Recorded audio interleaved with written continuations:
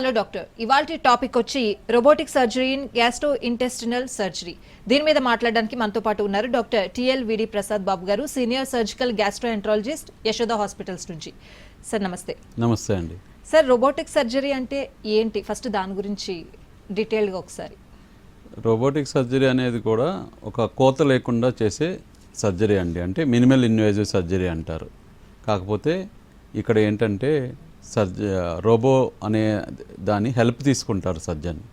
అంటే మనం మామూలుగా అయితే సర్జన్ పేషెంట్ పక్కన నిలబడి చిన్న హోల్స్ వేసి లాప్రోస్కోపిక్ విధానంలో సర్జరీ చేస్తే, ఇక్కడ సర్జన్ ప్లేస్లో రోబో అనేది తన ఆర్మ్స్తో నిలబడి ఉంటుంది. సర్జన్ కొంచెం దూరంలో కూర్చొని కంట్రోల్ చేస్తూ సర్జరీ చేస్తారు.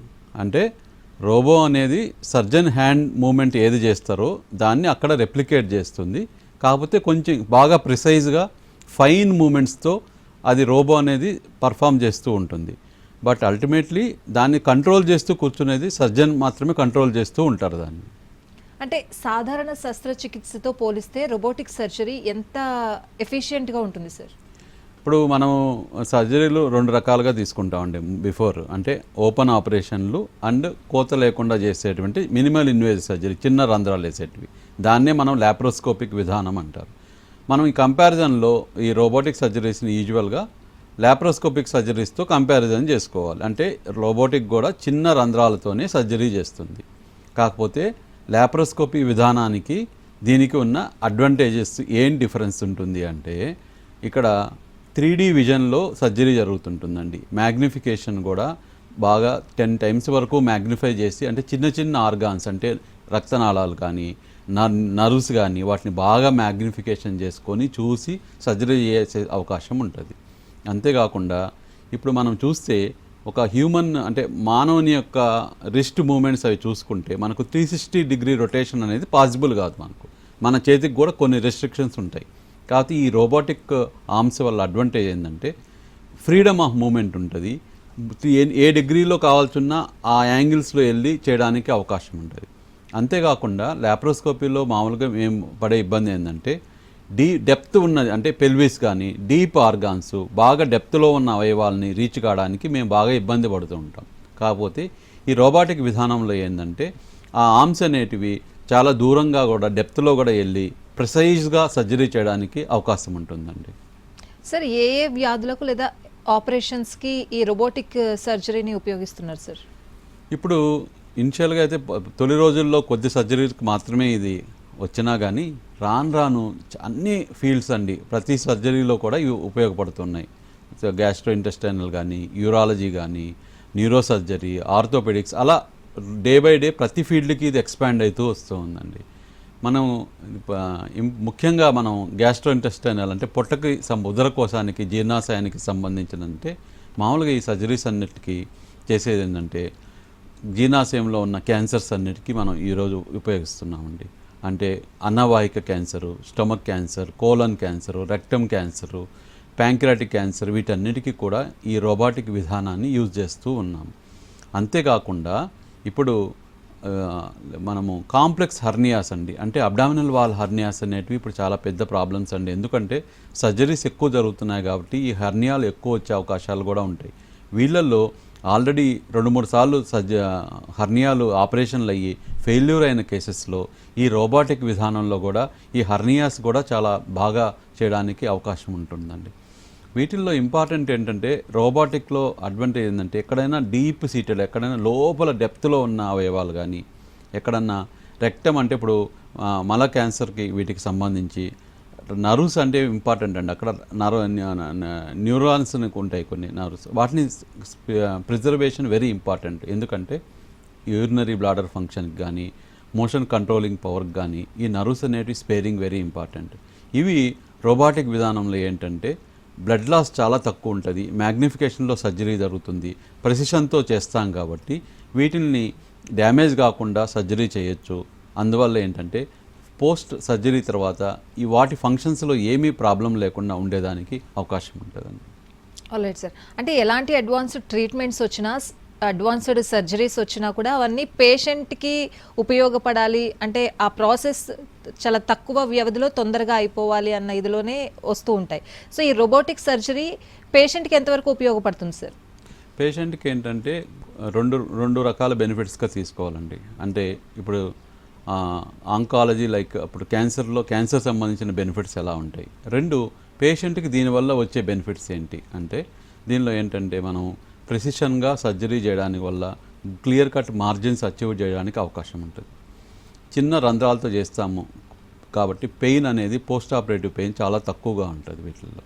అంతేకాకుండా రికవరీ రేట్ ఫాస్టర్గా ఉంటుంది. అంటే హాస్పిటలైజేషన్ డిశ్చార్జ్ తొందరగా మనము ఇంటికి వెళ్ళడానికి అవకాశం ఉంటుంది. రికవరీ ఫాస్ట్గా ఉంటుంది కాబట్టి ఈ క్యాన్సర్ సర్జరీస్లో స్పెషల్లీ ఫర్దర్ ఏమైనా ట్రీట్మెంట్ ఇచ్చుకోవాలి అంటే కీమోథెరపీ లాంటి థెరపీలు ఇచ్చుకోవాలంటే టైం డిలే ఉండదు కాబట్టి 2-3 వారాల తర్వాత నుంచే త్వరగా మనం ఈ నెక్స్ట్ థెరపీకి వెళ్ళడానికి కూడా అవకాశం ఉంటుంది. ఎందుకు? రికవరీ ఫాస్టర్గా ఉంటుంది కాబట్టి ఈ అడ్వాంటేజెస్ అనేవి డెఫినెట్గా ఉంటాయండి.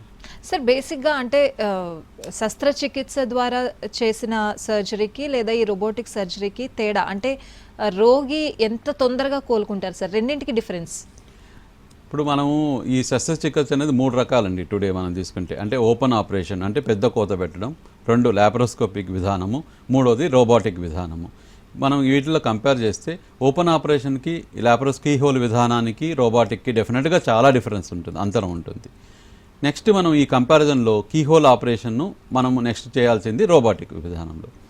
ఈ కీహోల్ విధానంలో ఏంటంటే ఒక్కొక్కసారి కాంప్లెక్సిటీ వల్ల కొందరు పేషెంట్లలో కీహోల్తో మొదలెట్టి ఓపెన్ చేయాల్సిన అవసరం అనేది ఉంటుందండి కొన్ని సిచ్యువేషన్స్ వల్ల. అటువంటి ఓపెన్ కన్వర్షన్ అనేదాన్ని రోబోటిక్ విధానంలో చాలా వరకు తగ్గించడానికి మనకు అవకాశం ఉంటుంది. సపోజ్ లాప్రోస్కోపిక్ విధానంలో 5-10% కన్వర్షన్ రిస్క్ ఉందనుకోండి, ఈ రోబోటిక్ విధానంలో 1-2% కన్వర్షన్ రిస్క్ అంటే మళ్ళీ ఓపెన్ చేసే కన్వర్షన్ రిస్క్ని తగ్గించడానికి చాలా అవకాశం ఉంటుంది. అంతేకాకుండా డెఫినెట్గా ఇవి ఈ హ్యూమన్ మూమెంట్స్ కన్నా రోబోటిక్ ప్రెసిషన్ మూమెంట్స్ ఉంటుంది కాబట్టి ఈ ఎక్కడైతే మనం చిన్న చిన్న రంధ్రాలు వేసి పోర్ట్స్ వేస్తామో ఆ పోర్ట్ సైడ్ పెయిన్ అనేది కూడా పోస్ట్ ఆపరేటివ్ పీరియడ్లో డెఫినెట్గా రోబోటిక్ సర్జరీతో చాలా తక్కువ ఉంటుందనే అధ్యయనంలో తేలిందండి. ఆంకలాజికల్ బెనిఫిట్స్ అంటే డెఫినెట్గా కొన్ని సర్జరీస్లో డెఫినెట్గా రోబోటిక్ అనేది లాప్రోస్కోపిక్ కన్నా కొన్ని అడ్వాంటేజ్ చూపించగలిగింది. అదే కాకుండా ఒక్కొక్కసారి ఏమైందంటే మేము యాజ్ ఎ సర్జన్ కుట్లు వేయాల్సి వస్తుంది, ఆర్గానికి సూచరింగ్ అంటారు. ఆ సూచరింగ్ చేయడానికి కొన్ని సందర్భాల్లో అవసరమవుతుంది. ఈ సూచరింగ్ అనేది డిఫికల్ట్ బాగా డెప్త్ ఉన్న లొకేషన్స్లో కానీ పెల్విస్లో కానీ సూచరింగ్ కానీ డెఫినెట్గా రోబోటిక్ విధానంలో సూచరింగ్ చాలా ఈజీగా ఉంటుంది, చాలా ప్రిసైజ్గా క్లీన్గా నీట్గా చేయడానికి అవకాశం ఉంటుందండి. అండ్ డాక్టర్ ఎవరికైనా రోబోటిక్ సర్జరీ చేయొచ్చా అండి, లేకపోతే కొంతమంది పేషెంట్స్కి ఏదైనా డిఫికల్టీస్ ఉంటాయంటారా? అంటే మామూలుగా ఆల్ పేషెంట్స్కి ఈ రోబోటిక్ సర్జరీ అనేది సూటబుల్ ఉంటుందండి. అలా దీనికి వీళ్ళలో కొందరికి సూటబుల్ కాదు అనేది ఉండదు.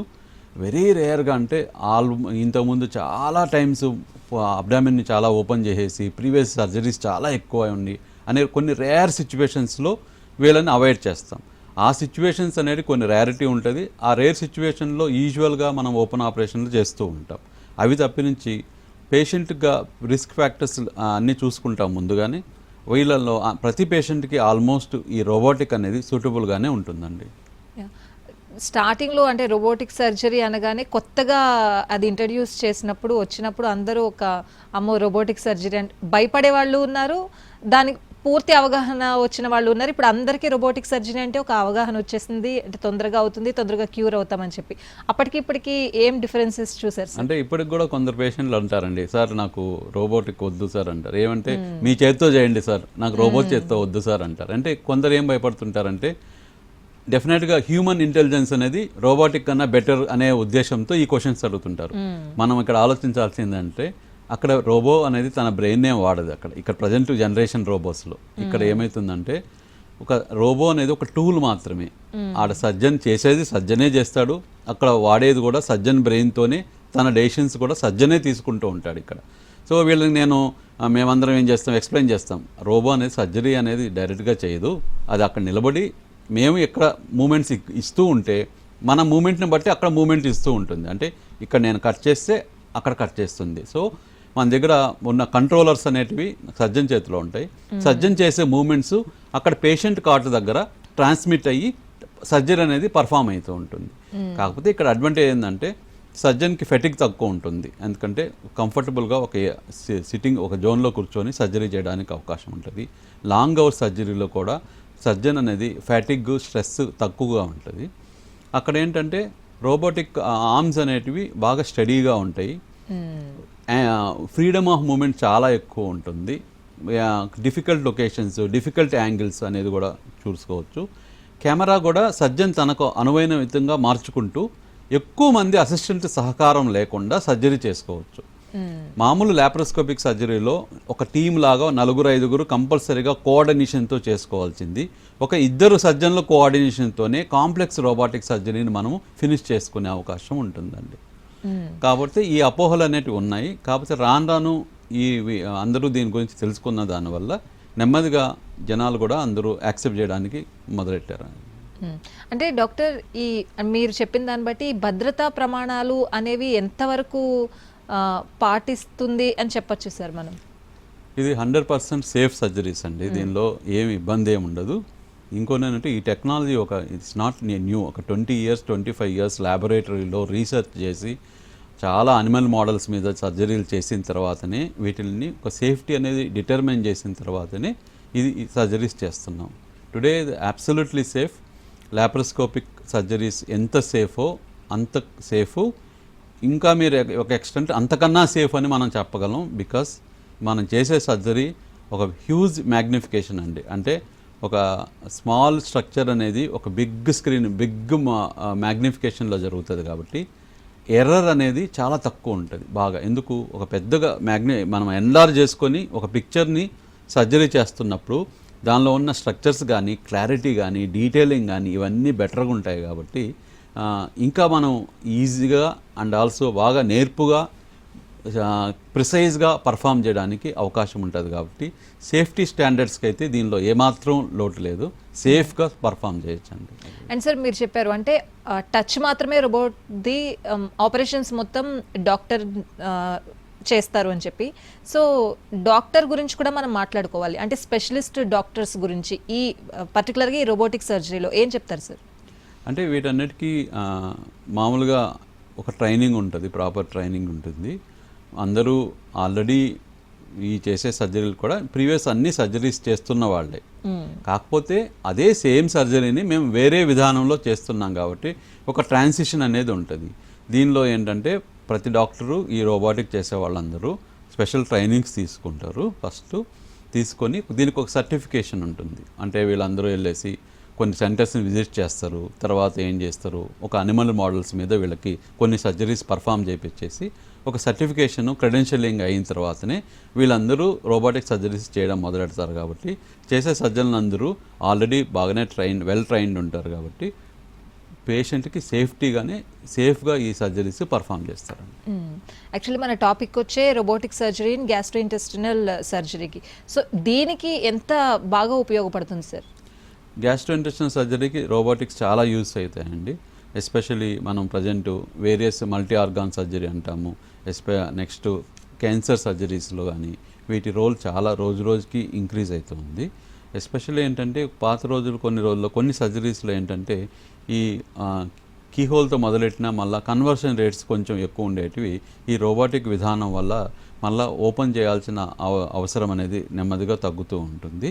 అంతేకాకుండా మనం ఇందాక అనుకున్నట్టు ఈ విజన్ వల్ల clarity of vision 3D vision వలన, అంతేకాకుండా రేంజ్ ఆఫ్ మూమెంట్స్ ఎక్కువ ఉన్న దానివల్ల మనం ప్రిసైజ్గా సర్జరీ చేయొచ్చు. Nerve sparing surgeries, organ preservation surgeries ఇవన్నీ చేయడానికి అవకాశం ఉంది.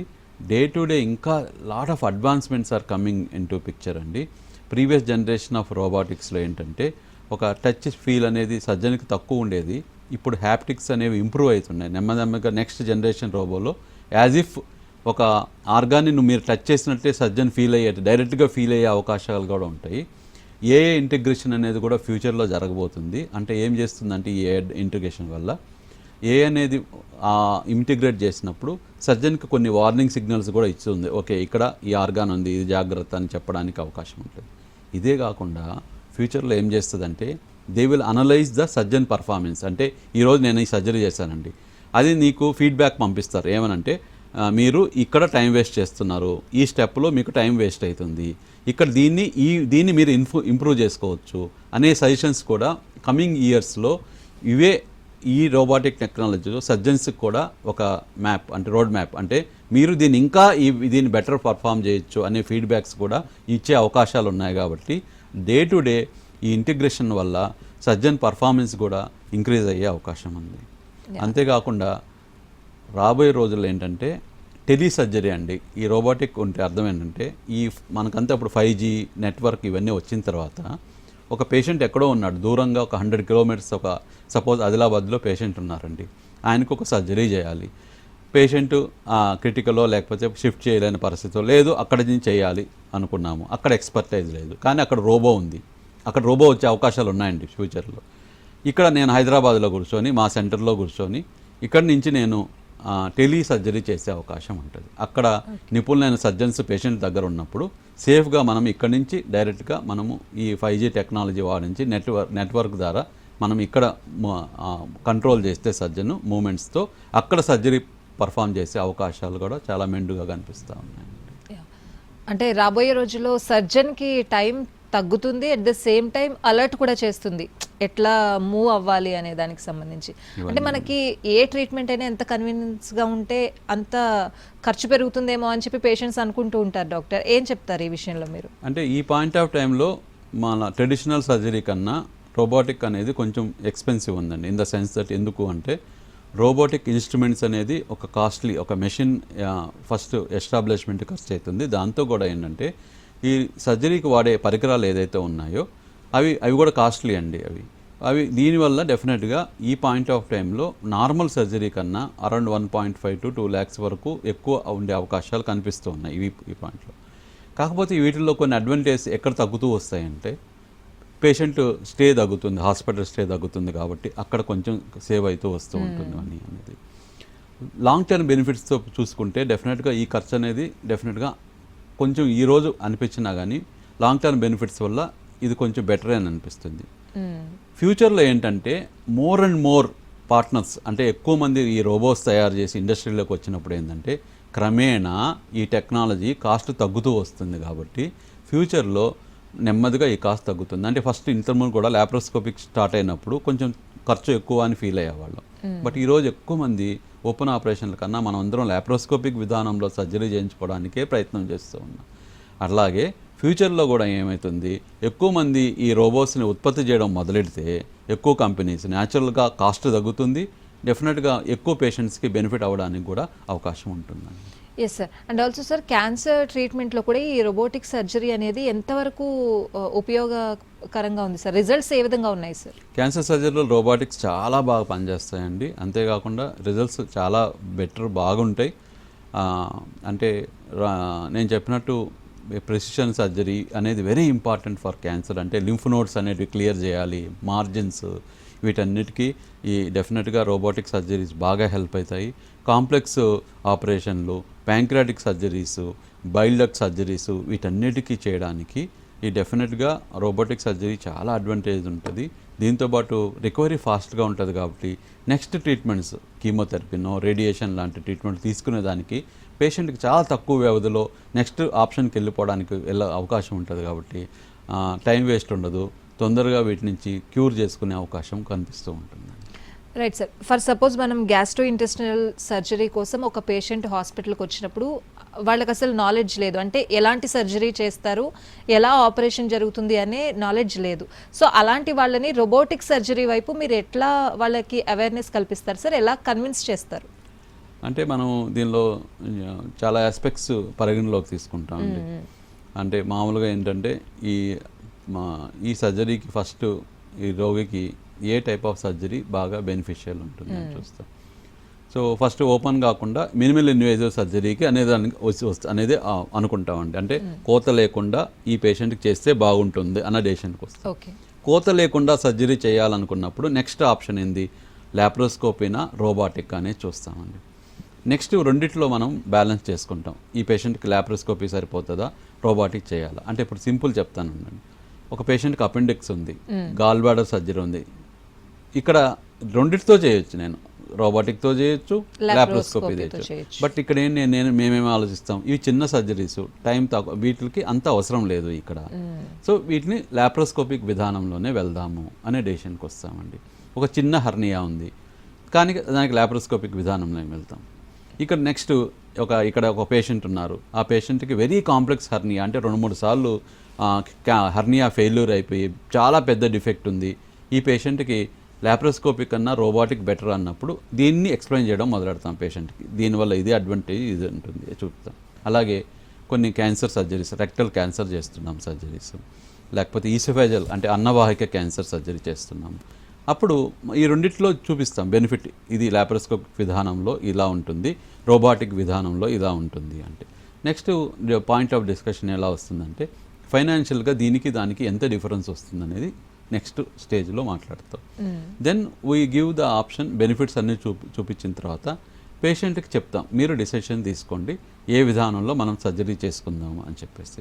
సో కొందరు పేషెంట్లు వారంతటి వారే డెసిషన్ తీసుకుంటారు, కొందరు డాక్టర్ గారు మీరే చెప్పండి, మీరు చెప్పినట్లు తీసుకుంటామని చెప్తుంటారు. ఈ విధంగా ఒక డెసిషన్ ప్రక్రియ అనేది అవుట్ పేషెంట్ విభాగంలో ఇలా చేస్తూ ఉంటామండి.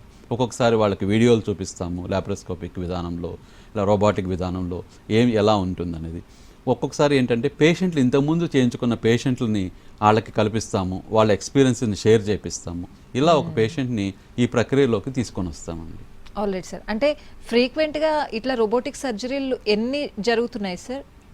అంటే ఇప్పుడు లాస్ట్ ఇయర్తో పోల్చుకుంటే ఈ ఇయర్ అనేది పెరుగుతూ ఉంటుందండి. ఇది when we started 20 years back డెఫినెట్గా లాప్రోస్కోపిక్ అనేది 5 to 10% ఉంటే ఈరోజు 80% surgeries we're doing laparoscopic. So with over period of time naturally ఒక ఇయర్ కన్నా నెక్స్ట్ ఇయర్ అనేది న్యాచురల్గా రోబోటిక్ సర్జరీస్ ఇంక్రీజ్ అవుతూ పోతూ ఉంటాయండి. బికాస్ ఎందుకంటే పేషెంట్కి అవగాహన, నెక్స్ట్ చేసే ఎక్స్పర్టైజ్, చేయగలిగిన సర్జరీస్ ఎక్కువ మంది సర్జన్స్ వచ్చినప్పుడు, ఈ టెక్నాలజీ అనేది ఎక్కువ హాస్పిటల్స్లో వచ్చినప్పుడు పేషెంట్ యాక్సెప్టెన్సు, పేషెంట్స్ అఫోర్డబిలిటీ పెరుగుతూ ఉన్న కొద్దీ ఈ సర్జరీస్ అనేటివి డెఫినెట్గా నెంబర్ ఇంక్రీజ్ అవుతూ పోతూ ఉంటుందండి. అంటే ఇప్పుడున్న ఎక్స్పర్ట్స్కి ఫ్యూచర్ ఎక్స్పర్ట్స్కి రేంజ్ పెరుగుతుందంటారా సార్? అంటే ఎక్స్పర్ట్స్ అంటే అలా కాదండి, టెక్నాలజీ పెరిగే కొద్దీ మేము అడాప్ట్ చేసుకుంటాం. అంటే ఇప్పుడు ఈరోజు జనరేషన్ ఉన్న రోబో ఒక 2-3 years 4 years తర్వాత కొత్త రకం జనరేషన్ వచ్చింది అనుకోండి, దానిలో కొన్ని అడ్వాంటేజెస్ ఉంటాయి. ఆ అడ్వాంటేజెస్ అనేటివి ఆల్రెడీ ఈ టైంలో ఉన్న జనరేషన్ సర్జన్స్ దాన్ని మళ్ళీ అడాప్ట్ చేసుకుంటూ ఉంటారు. అంటే ఇప్పుడు అప్గ్రేడ్ అవుతుంటారు. అంటే దిస్ ఈజ్ వన్ ఫీల్డ్ అండి, అంటే ఒక మెడికల్ ఫీల్డ్ అనేది ప్రతిరోజు you have to update yourself. So here ఒక ల్యాగ్లో కూర్చుందాము అనే దానికి అవకాశం ఉండదు. ఎందుకంటే this is a science which is dealing with human lifes.